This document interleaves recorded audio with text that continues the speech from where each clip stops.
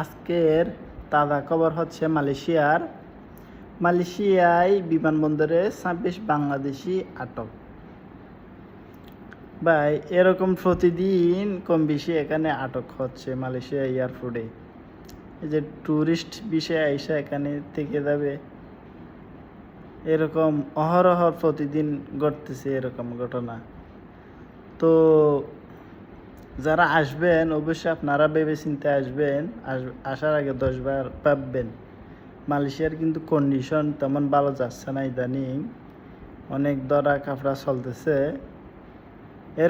এরপরেও আপনি আসার আগে অবশ্যই আপনার কর্মস্থান ঠিক করে আসবেন। যদি আপনার কর্মস্থান ঠিক না করে আসেন তাহলে আপনার এখানে এসে অনেক বিপদ হতে পারে, বিপদে পড়তে পারেন আপনি।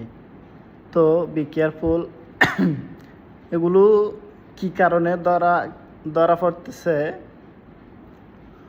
ওরা আসে কিন্তু এদের একটা বিষয় থাকলে তো আর হয় না। তো এদের রিটার্ন টিকিটের সমস্যা থাকে, তারপরে হোটেল বুকিংয়ের সমস্যা থাকে, ব্যাংক স্টেটমেন্টের সমস্যা থাকে, কিছু ডলার রাখতে হয় বা রিঙ্গিত, ওগুলোর সমস্যা থাকে। তো এর জন্য এরা মানে কি ইমিগ্রেশনের ইন্টারভিউতে ফেল মারে আর কি।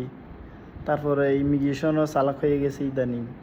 এদের বডির শারীরিক গঠন দেখলে বোঝা যায় ইমিগ্রেশন এরা কি আসলে কি ট্রাভেলার নাকি কোনো 2 নম্বর কি এর জন্য মানে কি আসতেছে। তো সবাই আসার আগে ভেবে চিন্তে আসবেন। সবার বিদেশ জার্নি শুভ হোক। আসসালামু আলাইকুম।